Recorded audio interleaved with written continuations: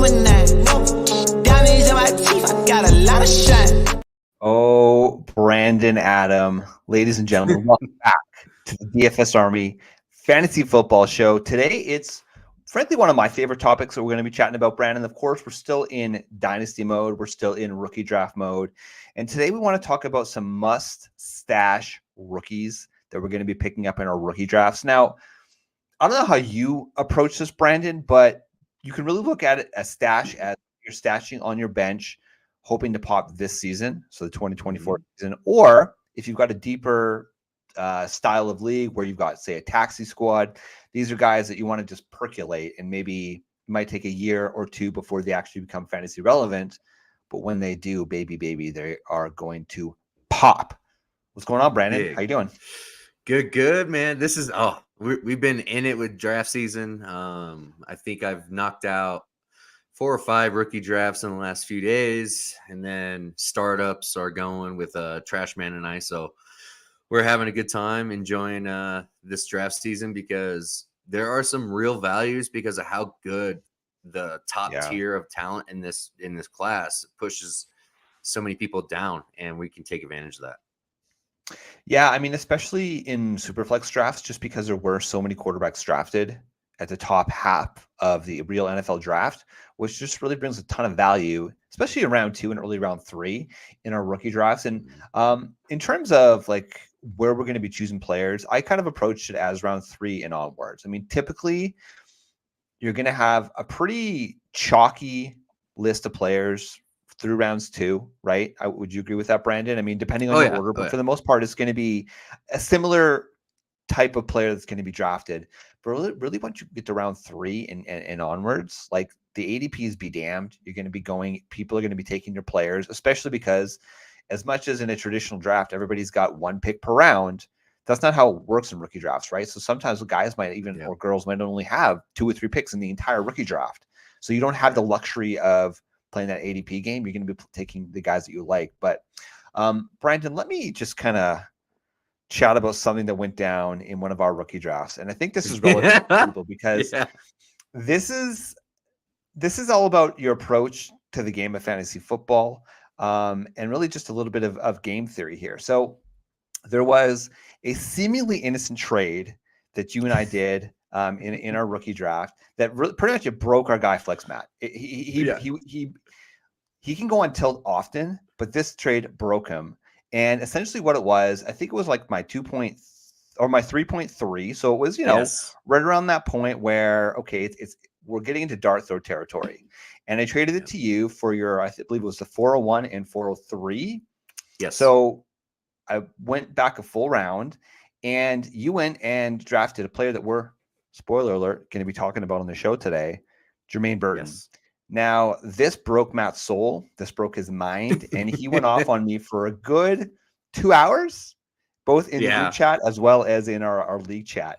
And now this isn't collusion chip. This is our clip. This is what we call peeling back the onion on strategy. So I want to get to your thoughts quickly here, Brandon, but I want to just give you my perspective here. So this is a league. This is a startup. And for those of you who are out there doing startups, one of my favorite formats, and this is actually one where Brandon's commissioner, so kudos, my friend, for always putting together a great league.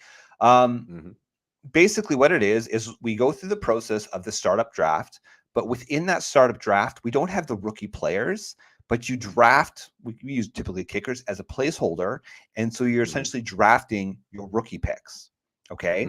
So that means you get the fun of the startup draft, and then you also get the fun of the rookie draft. Fantastic. Yes. Now, in this particular league, it wasn't my plan going in it, but I traded back a bunch early on. I'm actually not too unhappy. I'm pretty happy with how my team turned out, but it's actually all right.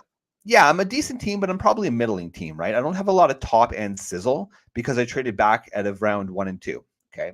Picked up a lot of capital, and then I've got 4 first round picks going into next year, right? So effectively, it's a bit of a productive struggle.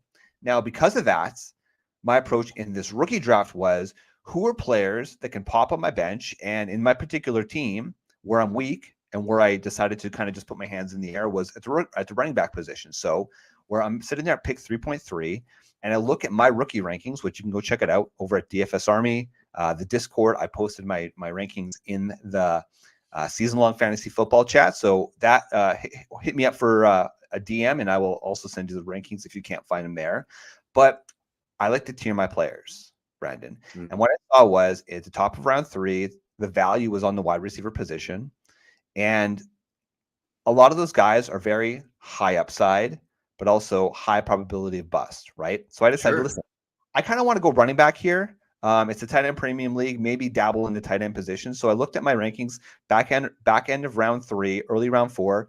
Felt like there was a pretty solid value pocket there. And a lot of the profiles were very similar to the top of the 3rd round. So I decided to trade back. That was my methodology. Now, obviously, you have a few guys, and Jermaine Burton is one of your guys. So where do you balance, Brandon, getting your guys in rookie drafts like this, or just the approach? Like, to me, it felt pretty fair, right? 2 early first, 4th round picks for an early 3rd round pick.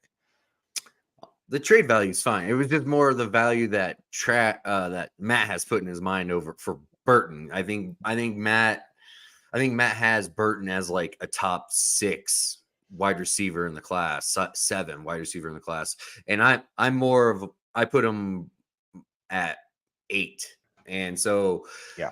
I think his upside is tremendous, but we all know that there's some baggage that we've heard about. I haven't heard clean stories about it, so I really don't want to even acknowledge what people are talking about with his character issues. And I'm tired of trying to do that. I can't judge people's character. I'm just going to judge you as a football player.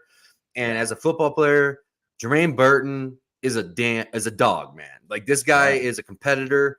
This guy is going to a wide receiver room with straight monsters in it with Jamar Chase and T. Higgins. And he's going to be be in check. As soon as he's there, he's got nobody to act like he's not above anybody in that wide receiver room.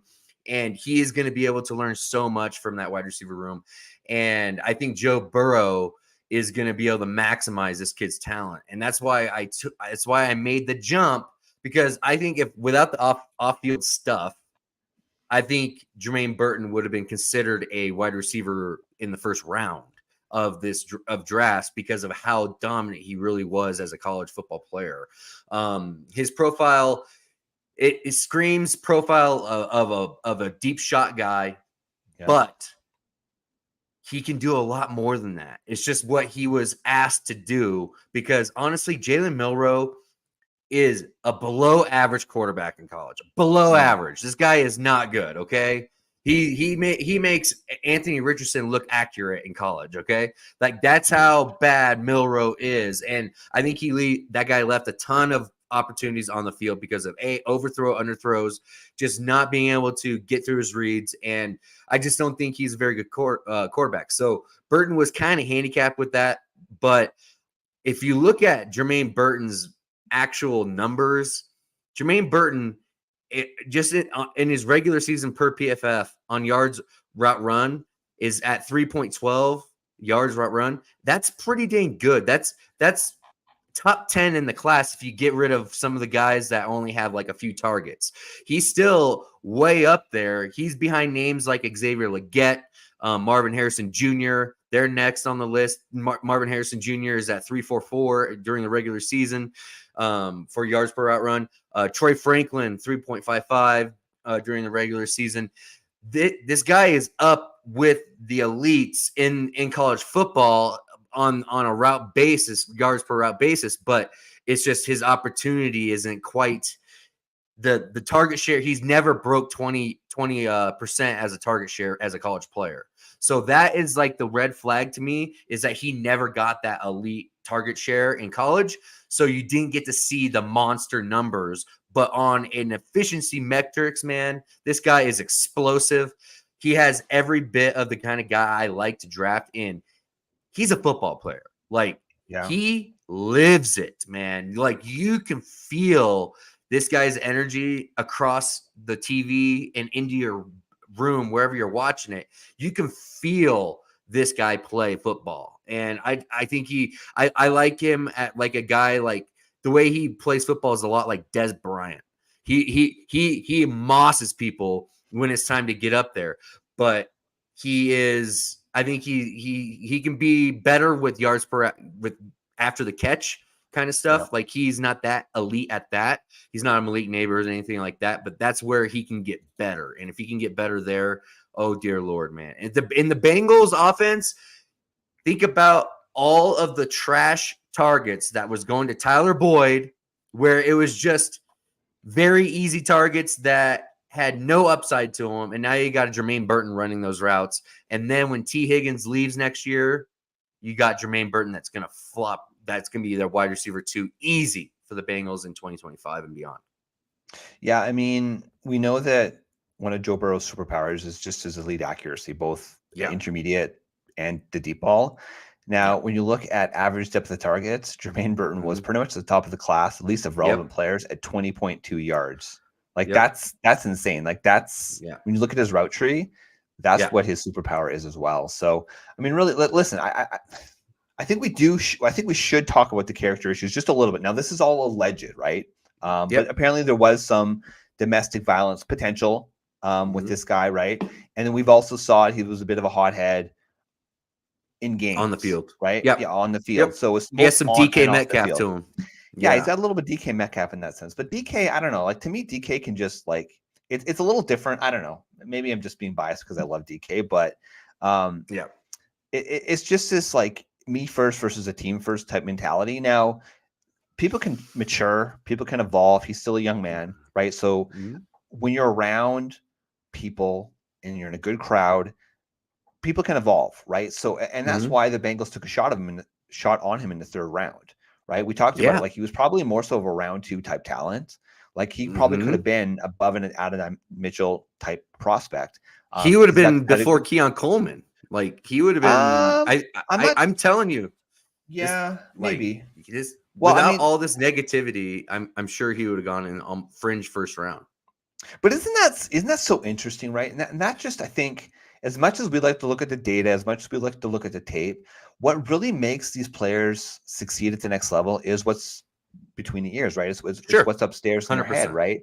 100%. And it's funny because now all these videos about Keon Coleman, both when the Bills interviewed him during at the combine, and now that he's been drafted, there's a lot of videos coming out. Like the dude just seems like a really awesome person, right? Like he just has a great mentality, great head on his shoulders. And in that interview with the Bills, if you haven't seen it, go out and just Google it, right? It's all over the internet right now. And he just was working that room, man. He was just charming as hell. And so what happened? Well, you look at very similar. You get a Keon Coleman, you get an Adonai Mitchell, you get a Jermaine Burton, guys who are similar at winning in like the same area of the field. And Keon Coleman was the one who was drafted at the top of that heap, right? And I think a lot of it has to do with the character. Is this guy going to be a good locker room guy? I mean, he's like, I don't want to say Stephon Diggs is always a bad locker room player, but when he's upset, he can become very toxic, right? Yeah. And so you bring in a polar opposite guy like Keon Coleman. So all I have to say is, if you take the person out of it and you just look at the production, he could be just as productive as a player like Keon Coleman, especially in the Cincinnati Bengals. But we've seen so many. I would if it wasn't for character, I think I would have Jermaine Burton over Xavier Worthy in my wide receiver ranks because I do. I think that's no, it's not. Absolutely not. Worthy's got the production profile. He's got the draft capital. He's got like. You're gonna be so heartbroken. I'm just gonna say it. Listen, I love you, but Brett, I think I'm there with you with Ladd McConkey. I think Ladd's. I underrated him. I like him a lot better. Digging deeper into his his efficiency and giving him a little bit of a pass for some of the production issues because of the injuries. Yeah. But Ladd he can run everything. He can do everything. Xavier Worthy cannot do everything. And he has very suspect hands, just like Troy Franklin. I mean, that's where those two kind of drop because I don't see much of a difference. I don't care if you run a 4.2-1 or 4.3.9. Like that's fast. Whatever. That fast is fast. Like I don't really care if you run a tenth of a second, without any pads on, with nobody coming bearing down and knock your head off. Like it's what you do in the games. And to me, I think I think he has concentration drops because he is afraid to get smashed because he is a smaller guy.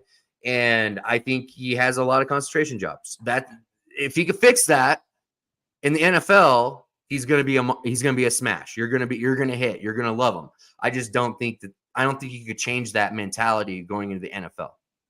That's just me though. So we're talking about Worthy, specifically.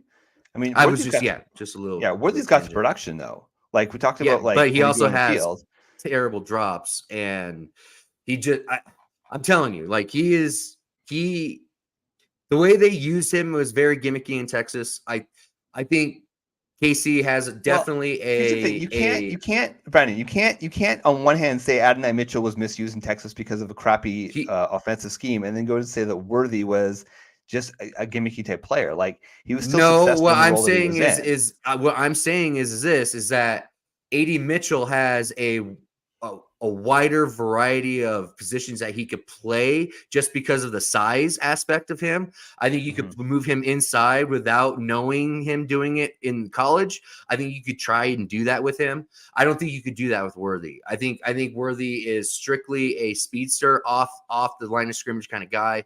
And I think he's gonna need a lot of help to get open. But he's in KC, so like that he landed in a great spot, but he's going to have to fight with Marquise Brown for the similar targets and similar kind of role. So like, I'm actually kind of shocked that they decided to double tap on the same kind of archetype in Kansas City. So I think he's going to be fighting that. And then when Rice comes back off of his 6-game, it's going to be even more convoluted. And I don't know. I think AD Mitchell's dead. Like he's dead now. Like he's dead. I don't think he's going to be anything in Dynasty now because of where he went.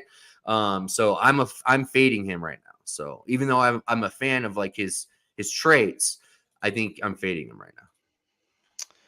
Well, I mean, AD Mitchell is just outside the grips. I mean, I have AD Mitchell baked in here at a 212. So it's like that makes sense. I think that's about right. I mean, really, like I have him in a tier with Marshawn Lloyd and Jalen Polk. I have Jalen Polk slightly ahead of him just because of the draft capital and really the opportunity, right? Like to your point, Adonai Mitchell, he's pretty buried on the Colts.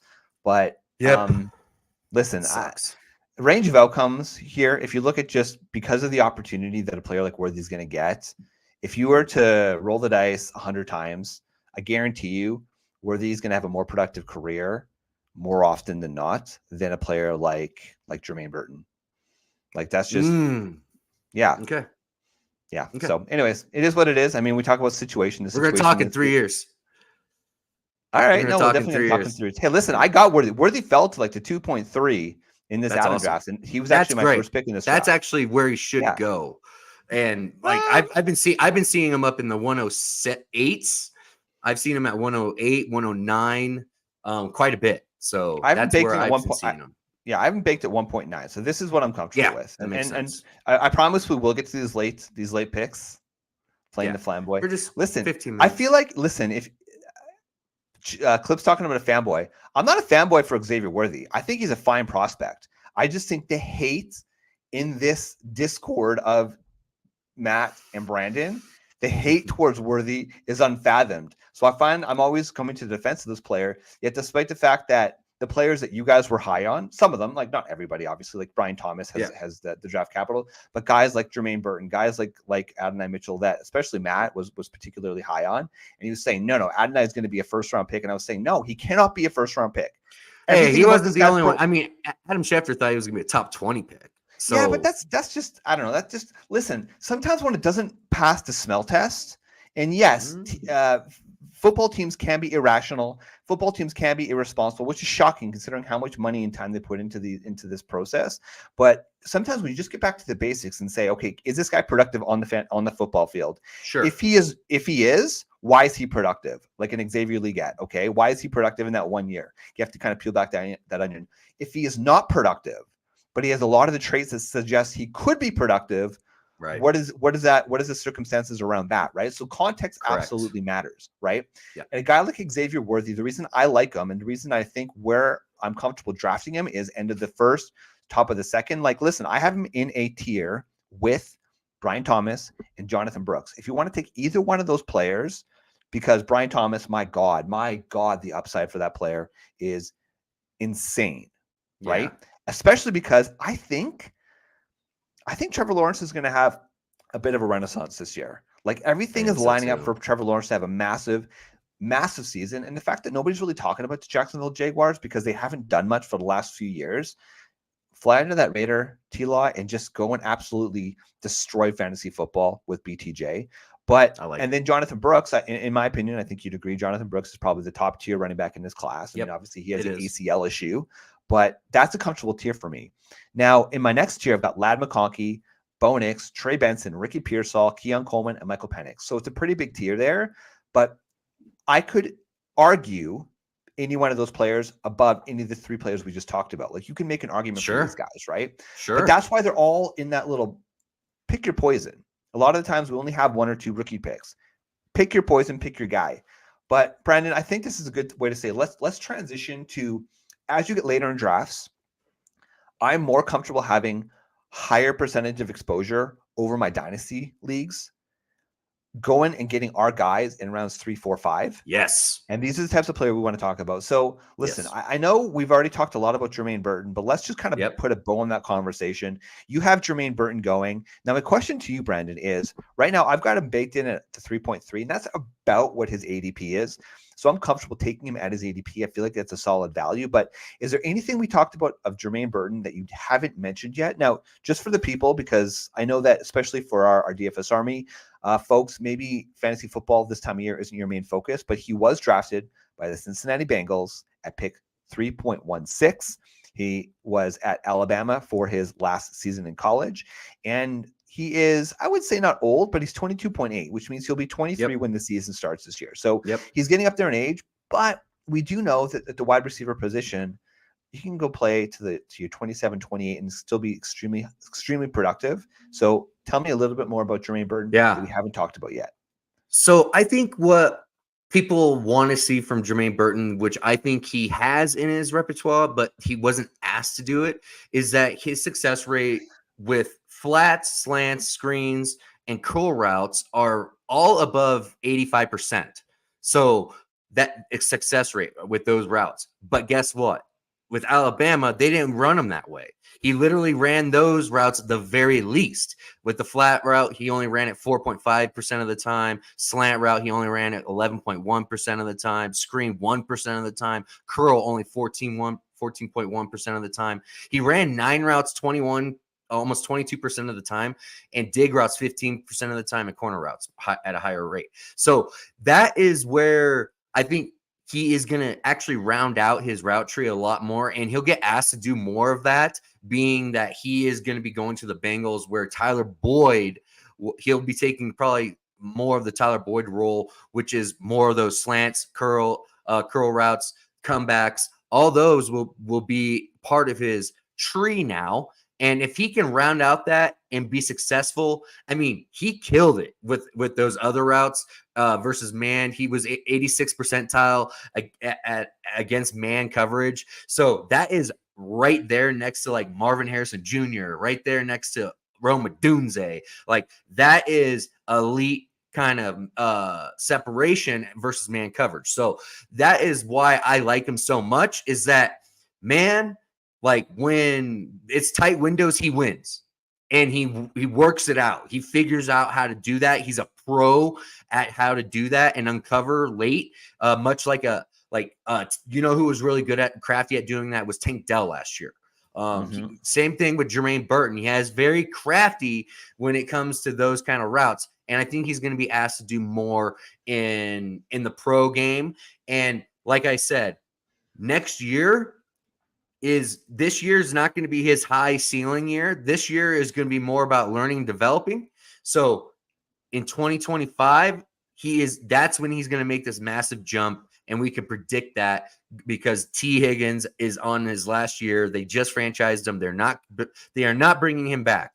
What they decided to do was groom Jermaine Burton for this role and for that outside flanker role that T likes to run.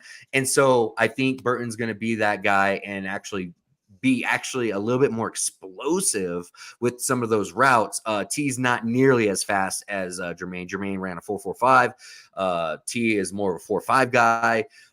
Boundary, like I think Burton has a lot of unlimited, untapped potential, especially with the Bengals, and that they coached wide receiver position well there. So I like the fit. It's going to be awesome. I'm taking him. I took him right before one of my other deep stash guys. I'll hint at the next one. It was a running back. I'll talk about that. Our boy Mike D took him with the very next pick in that draft. He was very sharp for doing so. But yeah, Jermaine Burton's a dog, man. I like him a lot. I'm taking shots on him.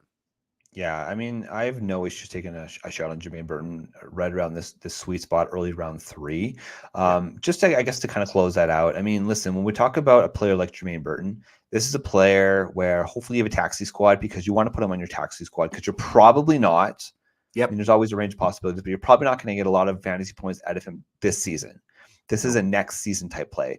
Now, my question to you, Brandon, is how long do you hang on to a player like this? Like, these are the kind of guys where if they, in my opinion, if they don't pop relatively early when they're given the opportunity. So this year, okay, let's let them percolate. We're sitting in 2025 and it's October and Jermaine Burton hasn't done much. Like, how much longer are you going to be hanging on to this player when you now have? I'll probably give him till like week 8 to 10 in the second year to get it going.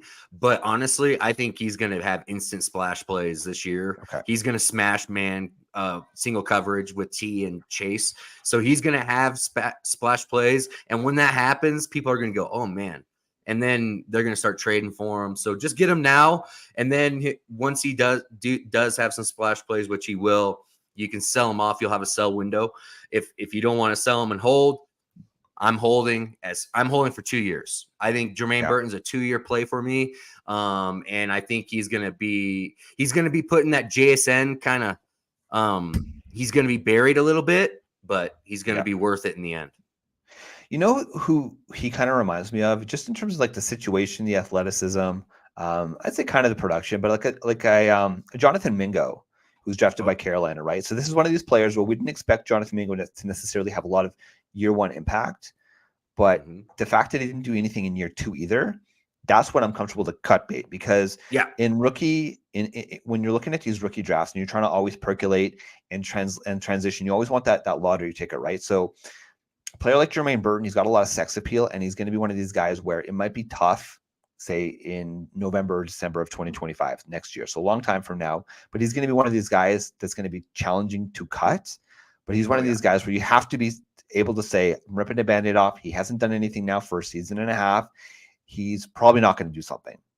Typically, if a rookie doesn't do much in the first season of the rookie campaign, they're not going to have a productive career unless you can contextualize it, in which case you can, T. Higgins, etc. So, okay, sounds good, man. I'm on board with the Jermaine Burton train. Now, I am looking more so at a player that I'm comfortable taking probably late round 3, early round 4, and oftentimes he's falling to round 4 because he's not the most athletic running back in the draft. But I'm talking about my guy, Ray Davis. I'm starting to get a ton of exposure to this player as we're starting to go through our rookie drafts. And I think because of players like the Kamani Vidals of the world, like the Dylan Labbies of the world, right? These guys have like that sex appeal. We're going to talk about the Giants rookie running back a little bit later on the show today. But a player like Ray Davis, listen, when you talk about Jermaine Burton, who we just talked about, who we're looking for 2025 pop appeal, I'm looking at 2024 pop appeal for Ray Davis because the man is 24 and a half years old. Yeah. So he's not a young man. When you look at he's a young man in a real world perspective, but when you're looking at fantasy football perspective, especially at the running back position, 24 is the age apex for the running back. Typically their career is downhill from there. So the fact that he's so cheap, this is a player that I'm hoping to put on my squad. And in the event that we see the usage actually materialize, like Latavius Murray last year for the Buffalo Bills didn't really do squat, right? They brought him in as an early down back and a goal line back. He didn't even really do that. So Ray Davis is obviously going to be the replacement for that type of role. But what I like is the fact that he does that role very, very well. Okay. He is a bruiser. He's a perfect complement, in my opinion, to James Cook. I think you and I were in on James Cook, and obviously we were roasted because of that. He didn't do much in his rookie season, but he looked very good last year. But he's not the type of player, 63% opportunities last year.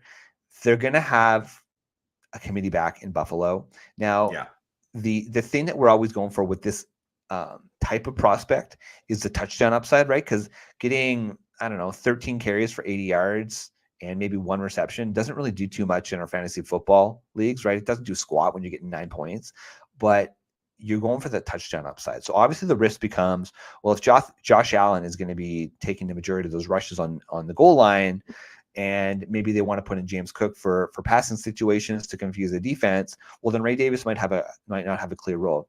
The thing I like about Ray Davis, Brandon, is the fact that he's not just a one-trick pony. He does have soft hands. He does have the ability to catch the ball. Last year, 32 receptions for 324 yards. Year before that in 2022, 29 receptions for 169 yards. I like to think about like that Mendoza line is like 25 receptions is where I say, okay, this guy's a competent pass catcher. So they can have him on the goal line, on the 3-yard line. They can either run him up the middle, and he's very successful. When I look at his gap schemes, he is very successful at the gaps because they use his big body. But he can also play out wide. Of the attempts for the gap schemes, he had 91 attempts where they actually ran him out wide, right? Even though he's slow as sin, he's only ran a 4.5 240. But for his size, it's pretty respectable. Still 70th percentile in terms of speed. So he's not fast. He's Jordan Howard, dude. Yeah, he's Jordan. He reminds me of Jordan Howard. Yeah, no, that's a perfect comp. And Jordan Howard had his role in fantasy football. So that's the type of player that I'm going to be going for. So typically, I've only had to pay the fourth round draft price for a guy like Ray Davis, but I haven't baked in at 3.8. So that's pretty much, if you look at my rookie rankings, again, go to the Discord at DFS Army, and you'll see the back around 3. It's just like boom, boom, boom, boom, boom, boom, boom, all running backs. That's where I want to start hammering the shit out of the running back position. And Ray Davis is up there in terms of a player that I'm certainly targeting late in my drafts. What do you think, Brendan? I get it. I'm with you on getting as many of these late running backs as possible in these drafts. Because when they hit, they're lottery tickets for your squads coming off the taxi squad to put you up to 12, 15 points out of nowhere is going to be huge for you. And being a part of the Bills, like I said, I really think there's going to be a shift in Buffalo in philosophy. I really do. I really think they are deciding we are going to win in the playoffs. We don't give a shit about the air raid offense in the regular season that's going to make Josh Allen MVP. What's going to make him a Super Bowl champion is actually having a balanced offense where they can actually control the games, control the clock. And I think they learned their lesson, man. I really do. I think they're shifting to a rush-based offense. James Cook is going to be on fire this year. But Ray Davis, like you said, with the signing of Leonard Fournette, with the signing of Latavius Murray, those guys just were cooked. They had no effect. And with Ray Davis, he's going to have fresh legs, and he's going to be able to succeed in whatever role they give him. And who knows on how much they're going to try and protect Josh Allen. But the only thing with Ray Davis to me is the red flag to me is I don't like taking running backs with rushing quarterbacks. I don't like to do that. Yeah. I'm give me those running backs that are with a Brock Purdy, Kirk Cousins. Give me those running backs. Those guys are, you know what I mean? Like those are the running backs I love. So that's the only red flag to me. But Ray Davis is a Matt special. Matt was on him pre-draft. He loves Ray Davis. He thinks he's one of the most complete backs in the draft. So I hear you. I'm right there with you. I get what you're saying. When you think like traditional old school running back, like that's Ray Davis, man. Like that's just the style that he plays. And I like that type of player. And what I like I'm a BMI snob. I talk about it all the time. He's got a 32.1 BMI, which is an 88th percentile. So he's a freaking brick wall, man. But he's not too old. Like he's only 5'8", 211. So it's not like he is like an AJ Dillon type, like slow plotter type player. Like this guy has a little bit of burst. So I like it. All right. Give me another one, Brendan. Talk about some burst and some sex appeal. Let's talk about Kamani Vidal. This man this guy out of Troy is awesome. Height is 5'8", weight 213. Ran a 4.46. I love that. I love that archetype. He is literally a clone of J.K. Dobbins, and guess who he's behind in LA Charger land? It's J.K. Dobbins. And so when J.K. Dobbins breaks, Kamani Vidal is going to just come in and take that job. And I really think by year's end, I think this is his job in LA Charger land. I think he takes it from Gus Edwards. I think he takes it from J.K. Dobbins. I think this guy has real burst and real ability to catch the football. Had a 7.5% target rate in college. I think he can catch the football. I think he can run it great. I think this is a perfect scheme fit, man. I really do. I think just like how the Bills are going to start running the ball, I think the LA Chargers are going to kick it old school, dude. I think it's going to be all about the run game. They got Joe Alt. They are going to be running motherfuckers over and grinding the clock and trying to keep Patrick Mahomes off the damn field when he's playing the Kansas City Chiefs. I think this is all building up for Kamani Vidal to come in and take that job and never give it back. And they just found their new Eckler again, and they're going to have a 3-down back. And guess what? What keeps rookies off the field the most? What keeps rookies off the field? It's motherfucking pass protection. Go watch Vidal do pass protection. This dude is a dog. He's 4-year starter, running back, has all the experience. Give me as much Vidal as possible. I love him. He is going to be that dude that comes out of the basement in rookie drafts that comes in and produces big numbers. Like, it's funny because I just pulled up his player profiler. Guess who they got him fucking comp to? Guess who they got him comp to?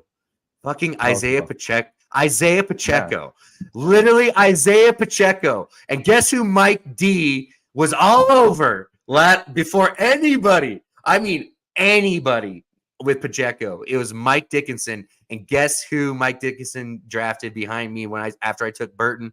Fucking Kamani Vidal. And it's because of the traits.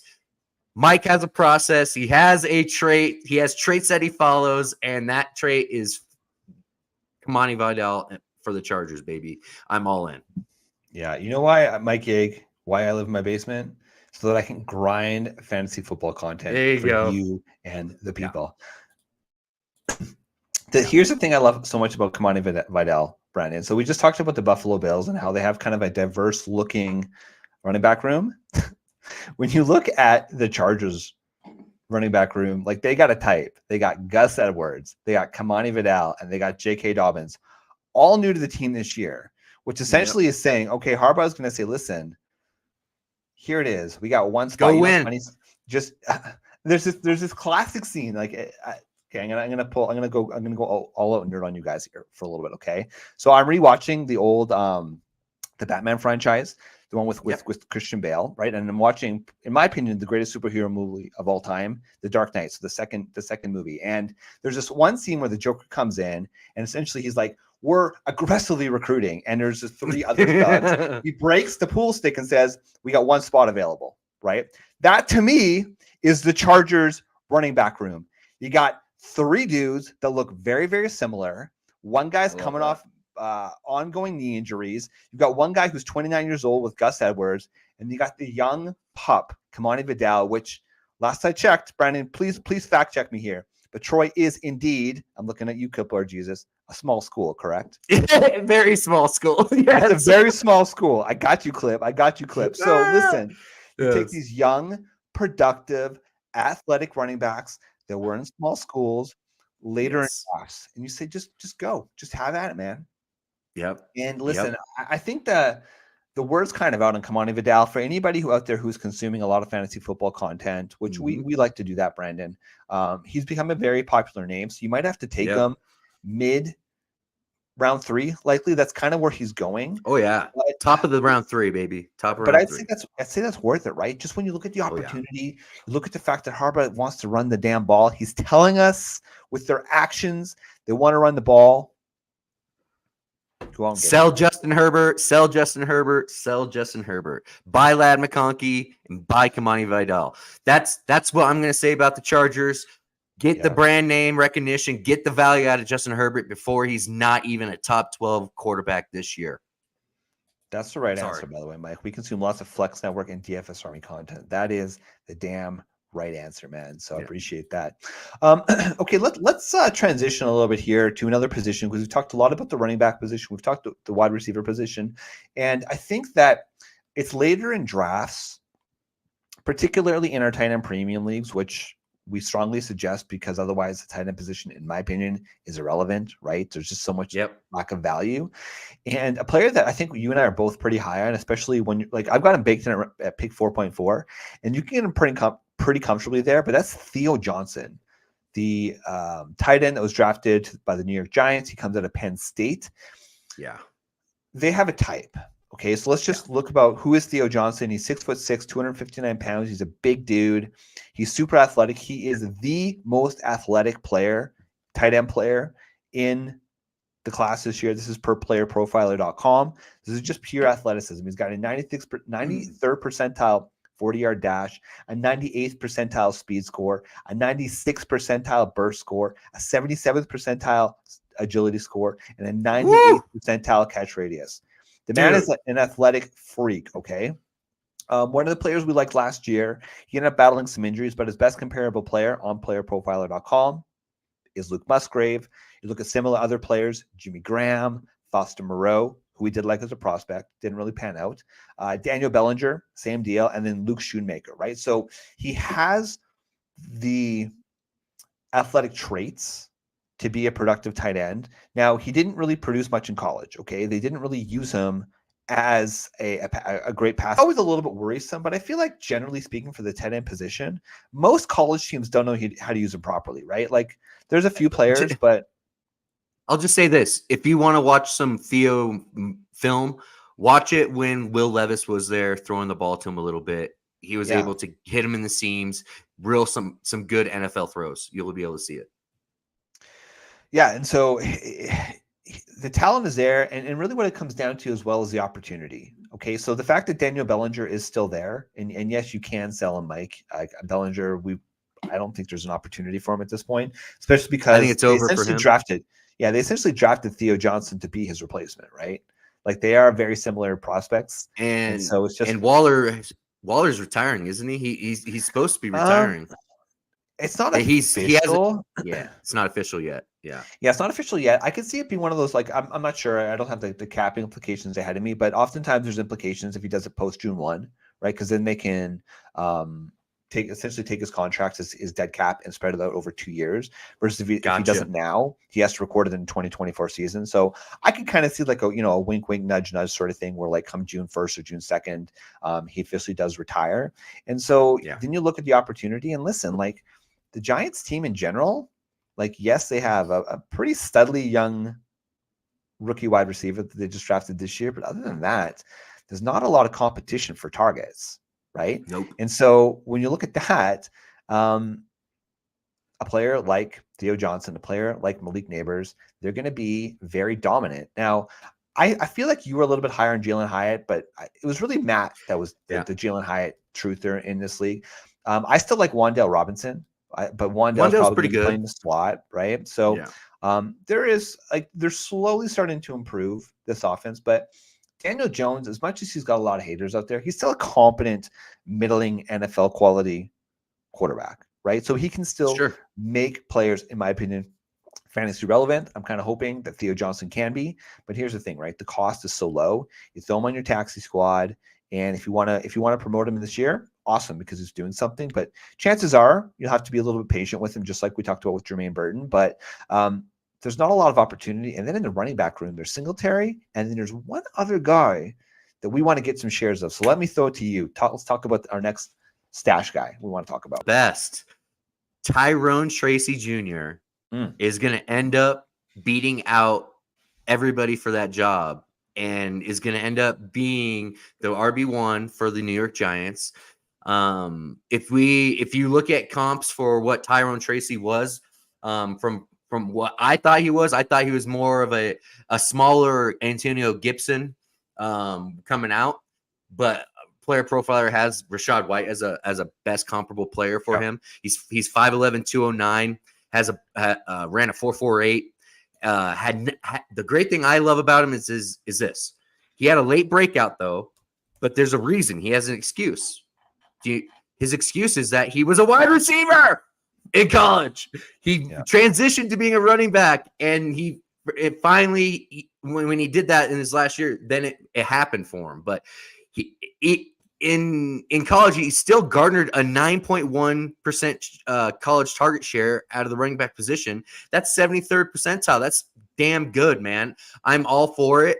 I think there's nobody in that room that's going to even scare him athletically. I think once he gets into camp and he flashes that speed and that size, and he has some hands because he was a wide receiver, I'm telling you, they're not going to be able to keep him off the damn field. They're not going to be able to. I am getting Tyrone Tracy as much as I can in the 4th round of these rookie drafts because I think Devin Singletary, Dayball coached Singletary with the Bills. There is that relationship that Tyrone Tracy is going to have to overcome. But I think Dayball knows that his job is on the fucking line. So whoever is going to get the ball in the damn end zone is going to get the ball, I think. And I think Devin Singletary is damn good, but I think there's still very good opportunity for Tyrone Tracy to take a large share of the passing downs and then on 3rd down.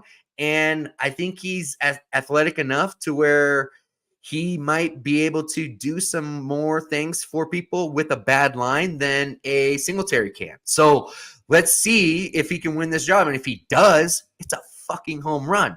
You're getting a starting running back as like you can literally take Tyrone Tracy at like the 404, 405, 403.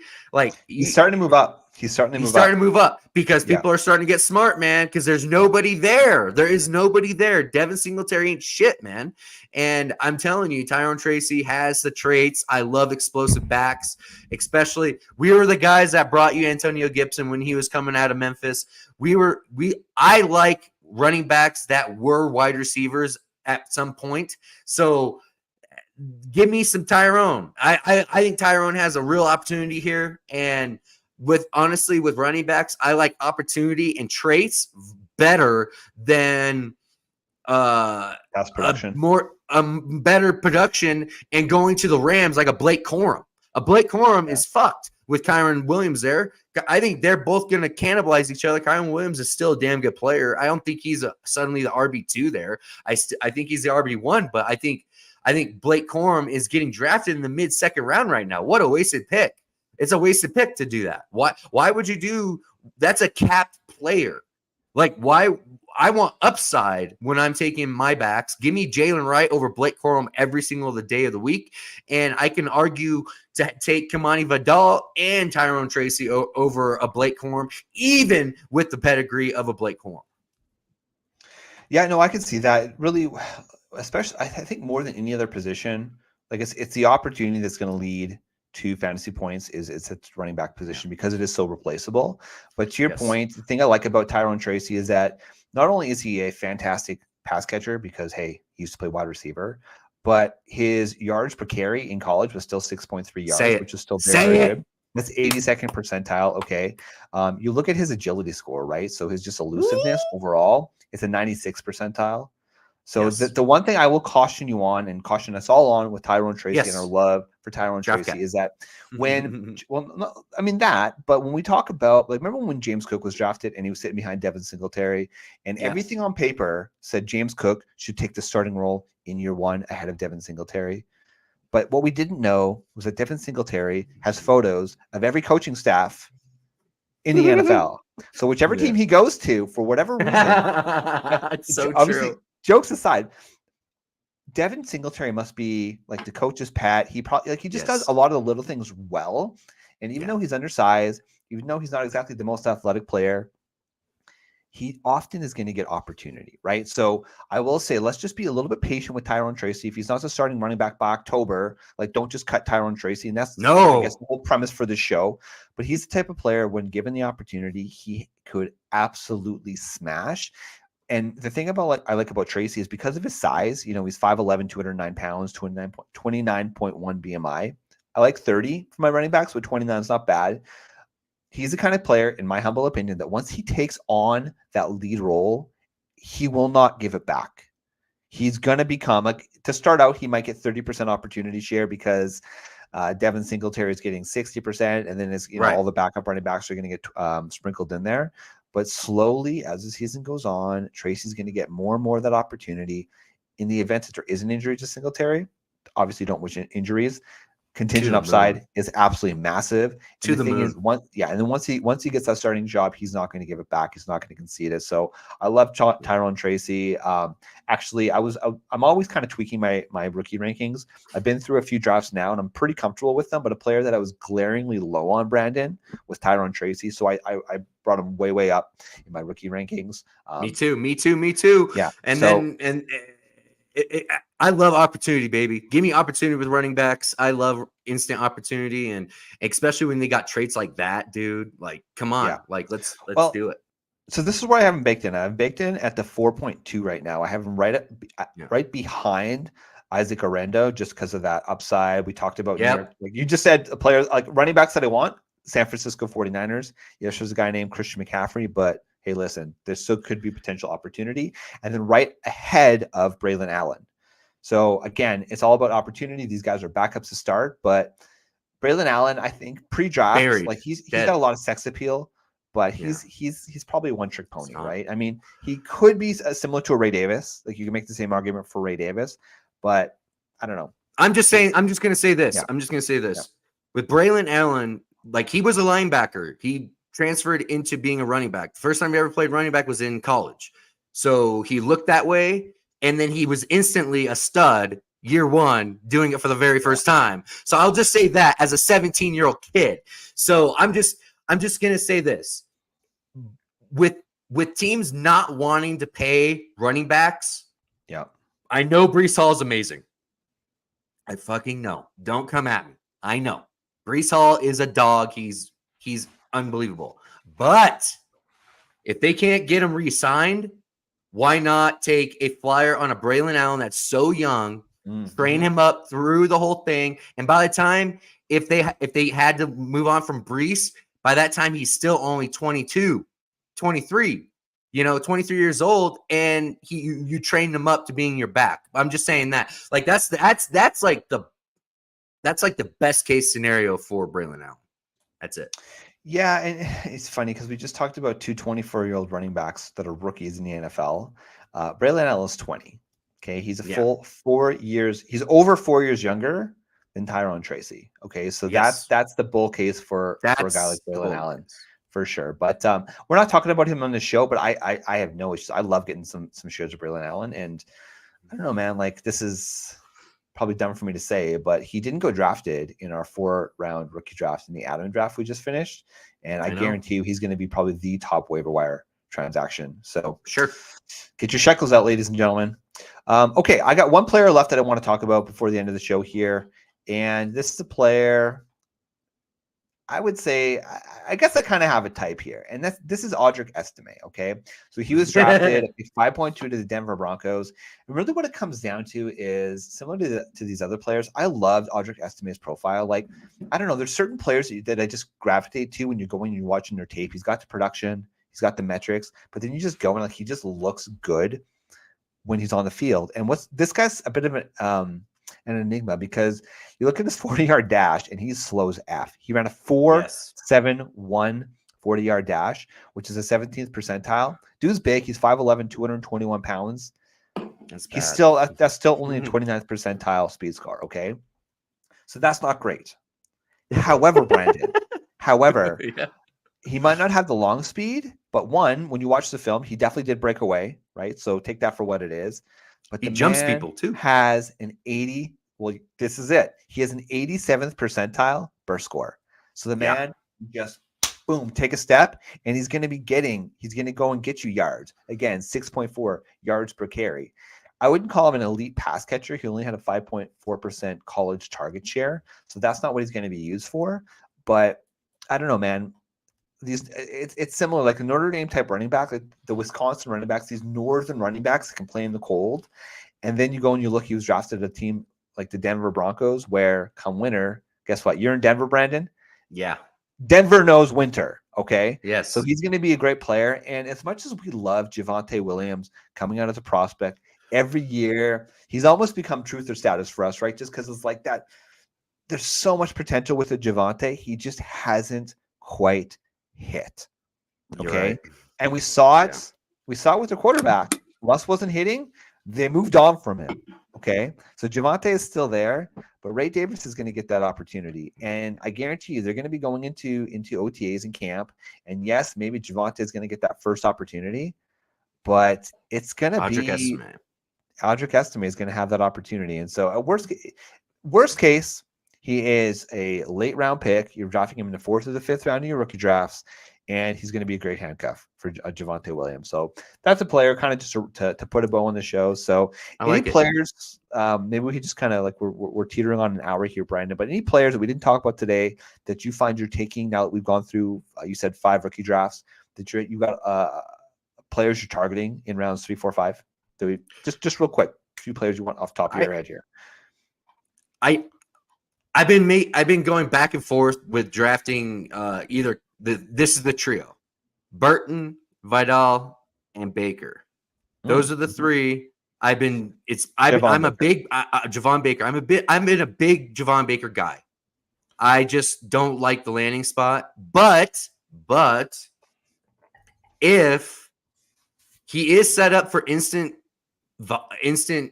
role because there is nobody really there, and he is the best X wide receiver they got there, so he's going to be on the field locked in no matter what on the boundary, so he will have opportunity. It's just up to Drake May. I'm just not a big Drake May guy, you know this, but those 3 right there are like it's like children. It's very hard for me to figure out who I want out of those 3. So, but I've been getting a shit ton of Tyrone Tracy. I love Tyrone Tracy. I just stole him in one of our startups. And I can't be happy enough about it because I think he is, after week 8, man, I'm telling you, he might be the running back to own for the Giants, period. Yeah, no, I think that's fair. I think, were you asking for Estimé's BMI? It's 30.8. No. So it's, I will say this. Estimé. Clip was asking. Sorry, Clip was asking for BMI. So yeah, that's what it is. I think Audric Estimé is literally a little bit slower of a James Conner. That's it. So I think he can be a guy. Like I think he could be a guy. I think it's in him to do that. I mean, he is rated the #1 running back on PFF for a reason. Like he is that guy.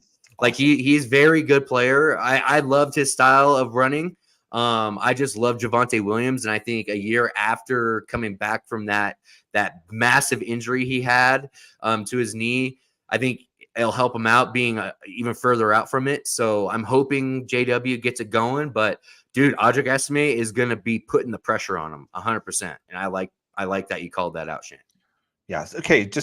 And sorry, just because I do have a love affair with this Audric Estimé player. So PFF grade, you noted it, 94.2. Yeah. He had 1,341 rushing yards last year. He had 18 rushing touchdowns. He still had 17 receptions for 142 yards. He's just a good player. I mean, he's just a football player. He's a football player. Football player. You're absolutely right. Yeah.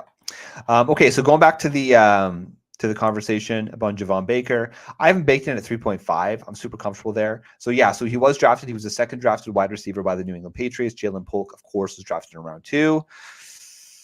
Man, I know it's a whole new regime in New England, but it's like I like him, but like to me, he's not a 2nd round pick. It's just like it's just infuriating sometimes. But here's the thing: what if Drake May is good?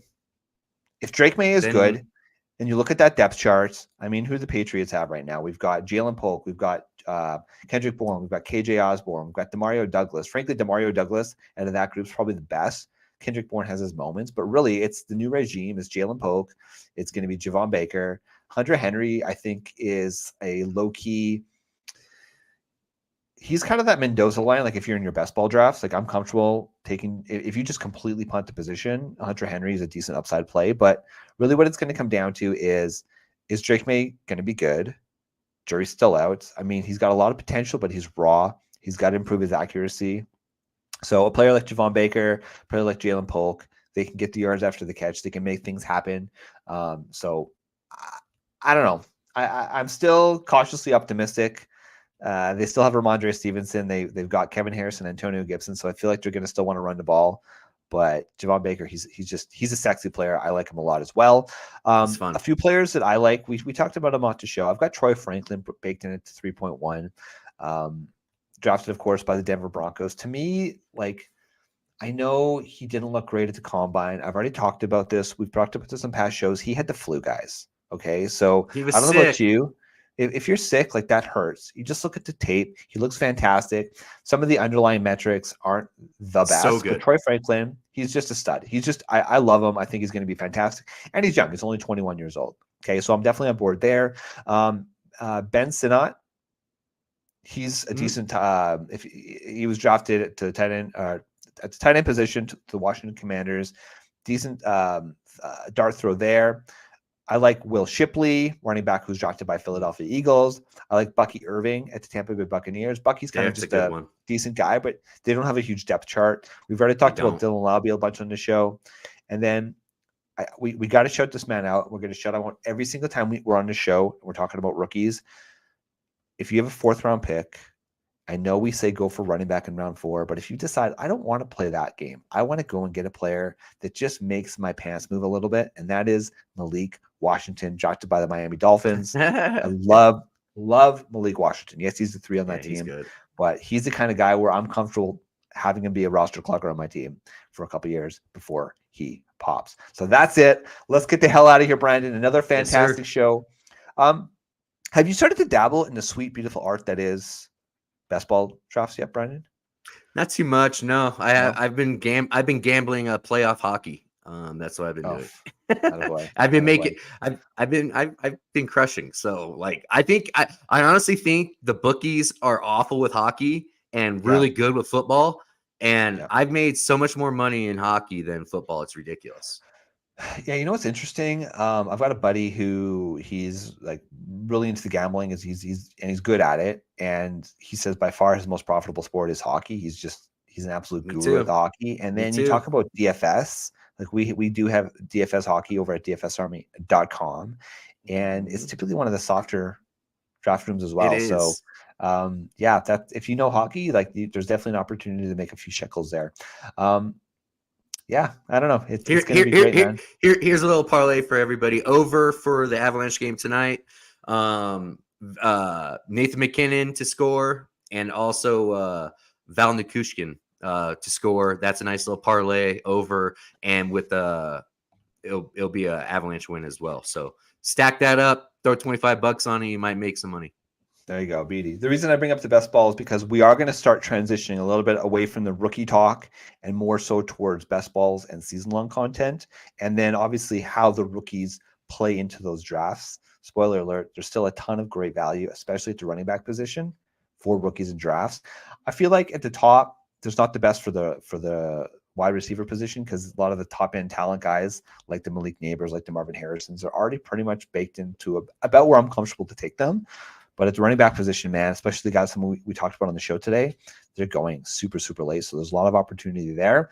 And that's what I enjoy. So my goal is by right around June 1st to go and get my initial first rankings list out, hopefully sooner. And then I'll send it to the people. So with that in mind, make sure you are subscribed to this channel. Make sure you've got the alerts so that when we come live, we're typically recording either Saturday or Sunday morning. This is when we're going to be live. Or, of course, you can always go check out the podcast. We always going to be on the feed, so make sure you subscribe to the DFS Army podcast. You can get all of our content there, as well as any of the DFS stuff that you love and desire. So check it out. Of course, our content also at dfsarmy.com. So for Brandon, I'm Flex Shane, and we are the DFS Army Fantasy Football Show. Good luck on your rookie draft, people.